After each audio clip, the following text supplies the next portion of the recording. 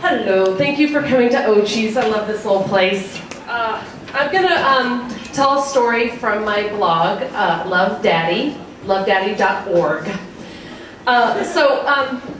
Here's a fun little fact for you. I don't know if you know this from school, but in prison, gum sells for $1 a stick. It does, yes.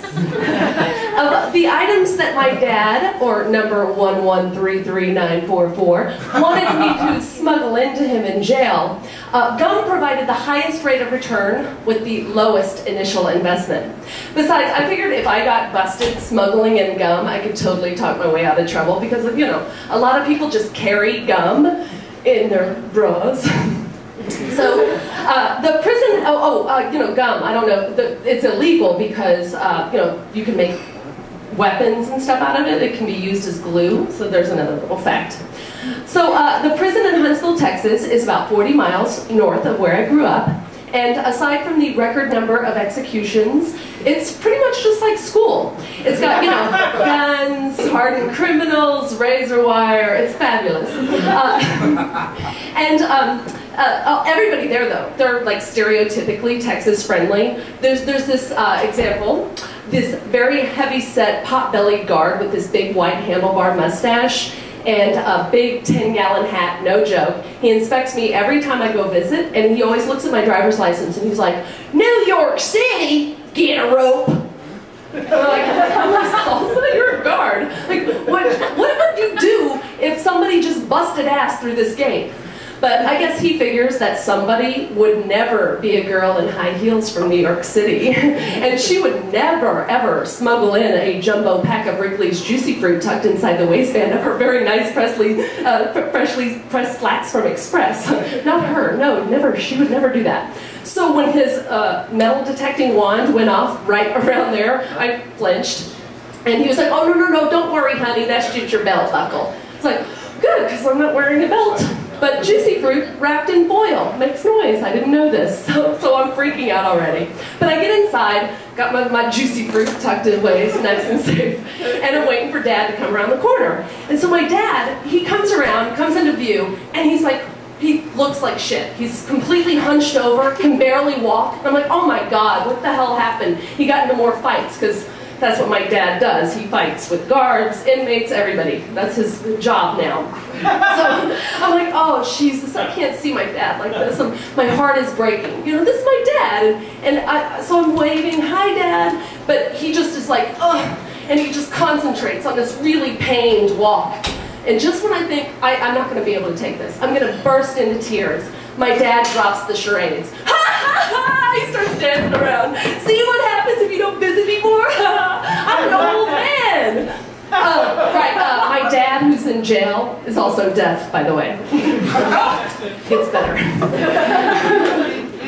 So I'm like, "Oh yeah, you're a prankster, hilarious, Dad." So I take him outside, and we find a little table in the prison yard, and we sit down to have a visit. And I notice he's got a new tattoo. I'm like, "Where'd you get that? He's in jail. How do you get a tattoo?" He's like, "Oh, some black boy in the textile mill gave it to me. It's for my 60th birthday." And it's a Tasmanian devil with his tongue sticking out, holding up the "I love you" sign. It's like, your 60th birthday, very nice, very mature.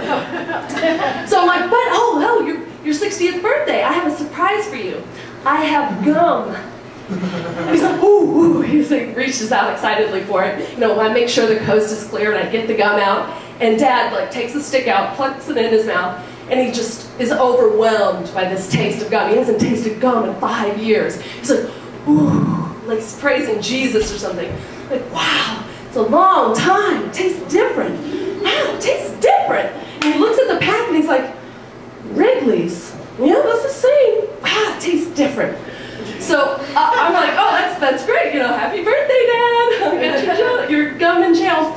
And then like a few seconds later, his mind is on this gum. That's all he cares about. He takes off his shoes and starts shoving in sticks of gum in this hidden pocket that he's cut in his shoe between the sole and the cushion. And he's like shoving in these pieces. I'm like, holy shit, what the hell is he doing? He's got this gum hidden.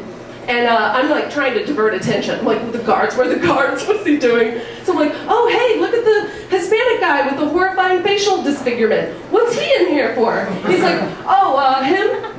He killed his wife and kids and then tried to kill himself, but it didn't work. Good man. Good man. Quiet. Real quiet. I'm like, I suppose it's all relative. Because, Dad, he's in jail for 20 years. See, the thing about being deaf is you don't hear when the cops burst in as you're stabbing somebody to death. So you get caught, and you get 20 years. So this horrifying facial disfigured murderer is kind of a good guy in Dad's eyes because, you know, if he's a bad guy, what does that say about Dad? Judge not, lest ye be judged, main principle of operation in the inside. So then all of a sudden I just hear this, you! And I turn and look and I see this guy and he's in this fancy suit and he's looking right at us. And I know from the fancy picture on the wall, this dude is the warden. And he's pissed. He's like, you, come here now! And my dad, he's like, he saunters over. Never mind that he's dressed in prison whites and he looks like Keith Richards. He's cool. He's like, yeah? He's like, what's in your mouth? And he's over-exaggerating the words so that my dad can read his lips. And my dad opens his mouth and he's like, shows him the gum. He's like, where'd you get that? And Dad, without hesitation, points right to me. And I'm like, I don't know what I'm doing next to a murderer, and what am I doing here? And now Dad spits out the gum, he comes back. And I will say, the majority of my lifetime, I have not been on the wrong side of the law. You know, minor shoplifting here or there, and the time I TP'd Coach Carter's house in 7th grade, but I was never caught. Being yelled at by a warden kind of freaked me the fuck out. So my hands start trembling, and Dad's like, are you shaking? You scared? Pussy. Yeah, I'm a little bit of a pussy. You have just convinced me to smuggle in gum. You've got it hidden in your shoe. And I don't know if you know this, but inmates are given a strip search before and after visits. Dad says, oh yeah, did you know that I have to bend over and open my butt cheeks and show the officer my anus? Yeah, it's true. I wish I could fart in their faces. So I know he's got this strip search on the horizon. He's got this gum in his shoes. I'm sitting here, I'm like, yeah, I'm a pussy and I'm gonna get the fuck out of Dodge. It's up to you, good luck. So I leave. And a couple of weeks later, I get a letter from my dad and he's like, surprise, I still have the gum. I sold 4 pieces, I kept 4, and then I paid off some debts because he owes all this money from gambling in jail. And he's like, yeah, next time, I want you to sneak in a $100 bill. Love, Daddy.